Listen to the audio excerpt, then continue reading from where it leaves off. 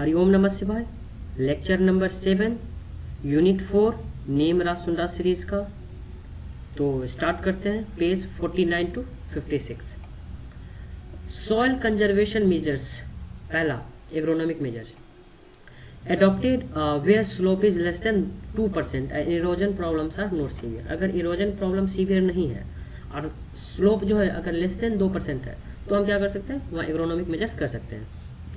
ये इंक्लूड करता है contour cultivation, tillage, mulching, stripe cropping. Simple है। कंटूर कल्टीवेशन क्या होता है? Cultivation of crops by sowing across the slope. अगर तुम स्लोप के अक्रॉस ही अगर सोइंग कर रहे हो, ऐसे स्लोप है उसके अक्रॉस ही अगर सोइंग कर रहे हो तो उसको हम कहते हैं contour cultivation. It conserve soil fertility and water. Simple है। क्यों? क्योंकि हमने पहले ही बोला था कि इरोजन प्रॉब्लम नहीं होना चाहिए, तभी तो सॉइल कंजर्व रहेगा। मल्चिंग।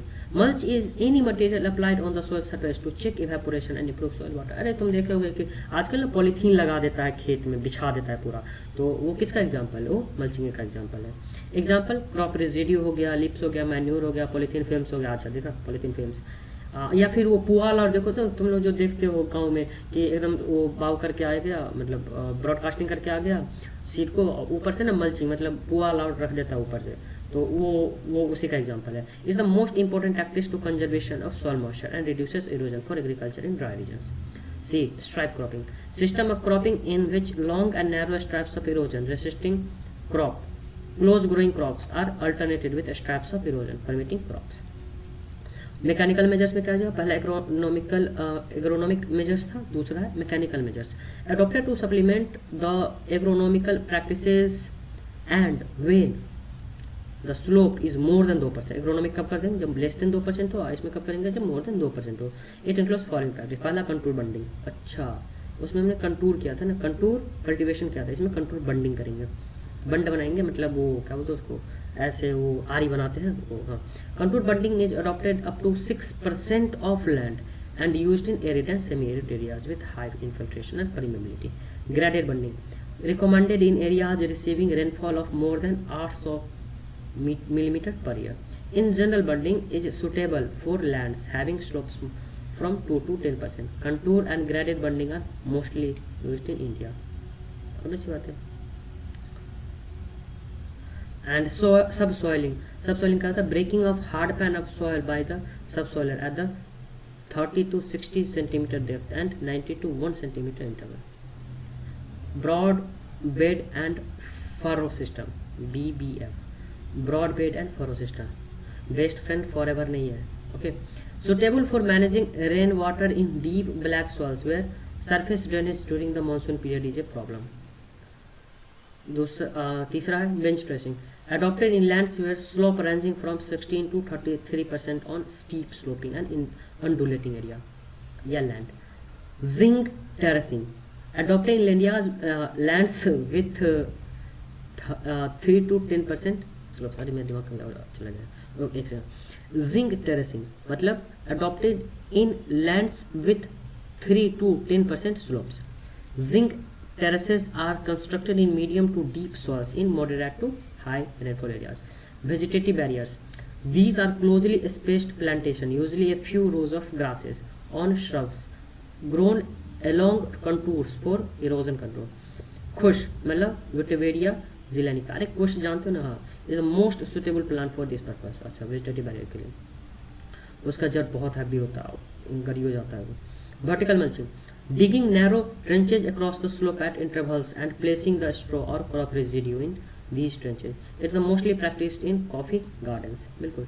तो वर्टिकल मल्चिंग किसमें करते हैं? कॉफी गार्डन्स में। अब यूनिट 5 में जाते हैं क्लाइमेट। वेदर क्या है? एक स्टेट है, एक अवस्था है और कंडीशन है ऑफ एटमॉस्फेयर का एट गिवन प्लेस। वो जो गिवन प्लेस में एट एक गिवन टाइम में। एटमॉस्फेयर क्या है? It is the colourless, tasteless and odourless mixture of gases that surround the. Simple. ऐसे जी करो तो कोई टेस्ट आ रहा नहीं। हाँ, it extends up to height of about 1600 kilometre. However, 99% of total mass of atmosphere is within a height of 40 kilometer from the earth's surface। Structure of atmosphere, based on vertical temperature differences, atmosphere is divided into 4 layers। पहला troposphere, TSM याद रखना। Troposphere, it is the lower most layer of atmosphere extended up to height 8 से 18 kilometre the earth surface, 8 kilometre from polar and 18 kilometre from equator, तो तुम जानते हो। Temperature decreases with increase in altitude, मतलब ऊपर जाओगे तो टेम्परेचर क्या होगा, डिक्रीज करेगा at the rate of 6 degree Celsius पर किलोमीटर, मतलब 6 डिग्री सेल्सियस पर किलोमीटर वो कम होता है। इन्फ्लुएंसेस क्लाइमेट, अर्थ क्लाइमेट, ऑब्वियसली बात है इन्फ्लुएंस करेगा क्लाइमेट को, जा रहे हो एल्टीट्यूड बढ़ रहा है तो। उसके बाद है, अरे ये पेज रिपीट हो गया। उसके बाद है, it is dense part of atmosphere contains 85% of the percent of the atmosphere masses. देखा, it is dense part of atmosphere, पहला वाला टी एस है troposphere, contains 85% of the atmosphere masses. All weather phenomena like clouds, rain, mist, fog, dew, etc. occur in troposphere. ओ तेरी, ये देखो पूछा हुआ है कि all weather phenomena like cloud, rain, mist, fog, dew, etc. occur in troposphere, stratosphere. It is a second major atmosphere layer which lies beyond the height of 8 से 18 kilometre and extended up to 50 kilometre. It is the warmest layer, increased temperature with altitude. It is actual seat of most of the photochemical reactions in air. ओ तेरी, photochemical reaction कहाँ होता है, stratosphere में। Due to presence of ozone layer UV rays are absorbed, hence it is also called ozonosphere. Most of concentration of ozone is present about height of 25 kilometre from the earth surface. Mesosphere M, it is lies above the stratosphere a height of 50 kilometre extending up to 80 kilometre from the earth surface, cold region. Strong decrease in temperature with increase in altitude, वैसे बात है 6 degree Celsius पर kilometre. हाँ, M आई की बात करें तो आई का आयोनोस्फीयर, अब यहाँ पे thermosphere. It is the layer atmospheric density are extremely low, मतलब एटमॉस्फेरिक डेंसिटी बहुत कम होता है। From earth surface extending height of 80 kilometre से 1600 kilometre. The lower layer of atmosphere is thermosphere is the called ionosphere, मैं इसलिए बोला, तो मतलब ये लोअर लेवल को आयोनोस्फेयर कहते हैं, थर्मोस्फेयर का lower level. Long distance radio communication is made possible through बिल्कुल। Outer most layer is the called exosphere, exosphere is the layer above ionosphere, ionosphere के ऊपर क्या होता है, exosphere, TS M I I. उसके बाद टेम्परेचर इंक्रीज विद एल्टीट्यूड, यहाँ पर टेम्परेचर क्या होता है, एल्टीट्यूड के साथ इंक्रीज होता है, बाकी जगह डिक्रीज होता है। द कंपोजिशन एटमॉस्फेरिक एयर और प्रिंसिपल गैसेज ऑफ एटमॉस्फेयर, देखो पहला नाइट्रोजन 28.08%, ऑक्सीजन 20.95%, आर्गन 0.93%। ये बहुत इंपॉर्टेंट है, आर्गन 0.93%, वो हर जगह पूछ लेता है भाई, कोई मतलब एग्जाम हो ना कॉलेज और का भी उसमें पूछ लेता है। कार्बन भाई में पूछ देता है ये। कार्बन डाइऑक्साइड 0.032, मतलब 300 से 600 360 ppm। नियोन 0.0018%, सब परसेंटेज में है। Composition of soil air, nitrogen percentage is more और less same as in atmosphere, बिल्कुल। Oxygen level slightly decrease as compare to atmosphere, बिल्कुल। CO2 levels will be nearly 8 to 10 times more, 0.25% as compared to atmosphere. Solar constant, define the energy falling in 1 minute on a surface area of 1 square centimeter at the outer boundary of the atmosphere, held normal to the sunlight at the mean distance of the earth from the sun. Solar constant value is 1.94 calorie per centimeter square per minute, और ऐसा unit is 1353 watts per meter square. The solar radiation is received in the form of electromagnetic waves per particle are called quanta or photons. PR, photosynthetic active radiation. Photosynthesis in green leaves use solar energy in wavelengths from 0.4 to 0.7 micrometer, or radiation 400 से 700 nanometer is most active in photosynthesis, known as photosynthetic active radiation. PA or photons are measured by quantum sensor. Units is Einstein या watt per meter square. Lux क्या होता है, it is the oldest unit to measures intensity, ये सबसे unit है, brightness को major करते थे ऑफ सोलर रेडिएशन। स्पेक्ट्रोमीटर क्या, ये measure the solar radiation in narrow wave bands, solar radiation narrow wave bands. Lapse rate क्या, द वर्टिकल टेम्परेचर डिक्रीज और gradient is expressed at lapse rate. The vertical temperature decrease और gradient is measured expressed as lapse rate. Normally lapse rate कितना होता है, 6.5 degree Celsius पर kilometre. Adiabatic lapse rate क्या होता है, the rate at which the temperature changes as air rises और falls is the called adiabatic lapse rate. Okay, dry adiabatic lapse rate कितना होता है, 10 डिग्री सेल्सियस पर किलोमीटर।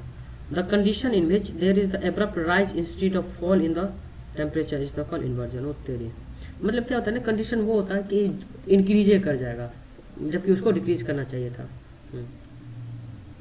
उसको कहते हैं इन्वर्जन। एल्बिडो क्या होता है? It is the ratio between the incoming and out going solar radiation on the earth surface. It is the percentage of the incident solar radiation reflected by the surface is known as albedo. Incident solar radiation reflective आते हैं, मतलब surface पे पड़ा और उसको कितना reflect हो रहा है, मतलब कितना वापस जा रहा है, उसको एल्बिडो कहते हैं। इसको हम परसेंटेज में एक्सप्रेस करते हैं। एल्बिडो क्रॉप सरफेस पे कितना होता है? 23 to 30%, और albedo for fresh snow ranging from 75 to 95%। Cyclone. A cyclone is a roughly circular low pressure area whose diameter may be from 100 to 1000 miles and wind movement towards the center. The atmospheric pressure is always lowest in the center of this region and increases rapidly outward. Tornado, typhoons, hurricanes and names of cyclone. Climate क्या है? वो hurricanes का नाम था उसका। Climate क्या? Climate is the generalized weather or summation of weather condition over a given region during comparatively longer period. Classification of climate देखो, पहला क्या? डी कैंडोले 1900 AD में क्या किया था कि the first person to attempt the classification of climate based on vegetation, vegetation के basis पे। कोपेन क्या किया था 1936 में? Divide the world climate into 5 groups based on weather elements. प्रोल क्या किया था 1965 में कि classification has been found satisfactory to explain vegetation, zones of tropical South America and South America, मतलब Africa and South America. The classification is suitable for agricultural purpose. The ICRISAT Hyderabad adopted this method for classifying semi-arid tropics in India. Thornton weight based on PE index and TE and season distribution of rainfall. PE index P by E into 100. P क्या? Precipitation of effectiveness. P क्या? Annual precipitation. E क्या? Annual evaporation. Moisture deficit index MDR. AICRP on dry land. ICR adopted classification based on MDR. MDR is equal to P minus मतलब annual precipitation minus P by PET into 100। PET क्या होता है? Precipitation of effectiveness. ठीक हो जाता है क्या बात है भाई? कमेंट में बताना, मेरे को नहीं पता, मतलब पता चल जाएगा, अभी पता नहीं है। Types of climate MDI values. सब ह्यूमिड का होता है 0 to 33.3, ह्यूमिड का माइनस 33.32, माइनस 66.6 और एरिड का माइनस 66.6 से ज़्यादा। ये रिपीट हो गया प्लीज। हाँ, measure of humidity. Measures of humidity. Humidity means water vapour content of the atmosphere. Relative humidity, water vapour present in the air by water vapour required for saturation. कितना water लगेगा saturation में ताकि वो बूंद बन के टपक पड़े, और वाटर वेपर प्रेजेंट, और वाटर वेपर ऑलरेडी कितना है एनवायरमेंट में, तो वो सब कंडेंस होकर ना टपकेगा। हाँ, तो वो नीचे में आ जाएगा कि कितना जरूरी है वो टपकने के लिए into 100। Relative humidity expressed as percentage में, और simplest measurement mostly useful for agriculture. Absolute humidity, unit of absolute humidity is gram per metre cube. Specific humidity, unit of specific humidity is gram per KG. वो तेरी forms of precipitation. Rain drops 0.5 to 6 millimetre से ज़्यादा होना चाहिए, और drizzle का 0.5 millimetre से कम होना चाहिए। स्नो का ice crystal resulting from sublimation. और ड्यू क्या होता है? मॉइस्चर कंडेंस्ड स्मॉल ड्रॉप अपन कूल सरफेस पर वो हो जाएगा, चिपक जाएगा। हाँ, फ्रॉस्ट क्या होता है? Feathery deposit of ice. और फॉग क्या होता है? Thin cloud of very size, वो तो तुम जानते हो। मिस्ट क्या होता है? वेरी थिन फॉग, बिल्कुल। वेपर क्या होता है? Water vapour is the atmosphere constitute only about 0.001% of the total global water होती है। टेम्परेचर क्या होता है? Is the most important variable weather. Measurement of the temperature क्या होता है? ऐसा यूनिट डिग्री सेल्सियस होता है। Celsius in scale the melting and boiling point of water at 0 degree Celsius और 100 डिग्री सेल्सियस। सेल्सियस निकालने के लिए क्या करते हैं? F-32/F/5/9। फ़ारेनहाइट होता है, Fahrenheit is the melting and boiling point of water at, boiling point मतलब कितना होता है? 212 डिग्री फ़ारेनहाइट, और मेल्टिंग कितना होता है? 32 डिग्री फ़ारेनहाइट। फ़ारेनहाइट निकालने के लिए क्या होता है? C/5 + 32। केल्विन क्या होता है? Absolute temperature is measured in kelvin units. When there is no activity of molecules of substances, then it is said to be at 0 degree Kelvin. The melting point of water in Kelvin scale is 273 degree and steam point is 373 degree Kelvin.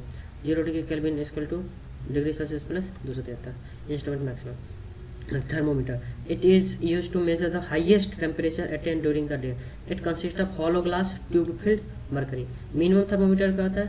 It is used to measure lowest temperature. It consists of a glass tube with alcohol in bulb. Soil thermometer, it is mercury thermometer with abundant the bulb end. Okay. Thermocouples, these are used for measuring soil temperature and there are two types, thermoelectric and resistance. Phenomenon क्या होता है? Contour. पहला देखो contour, lines joining equal elevations. बिल्कुल elevations क्या होना चाहिए? दोनों का इक्वल होना चाहिए। आइसोप्लेथ क्या होना चाहिए? Line joining uniform values of many phenomena, ये इसमें अभी हमको ना वो नहीं चलाना था, पेन नहीं चलाना था, नहीं तो हम तुमको ये डिजाइन बना के दिखा देते, कोई बात नहीं, नेक्स्ट टाइम दिखाएंगे तुमको, सीखेंगे तब। Isopleth line joining uniform values of any phenomenon. Isobar imaginary lines connecting points of equal atmospheric pressure. Isophares lines of connecting points of equal amounts of rainfall.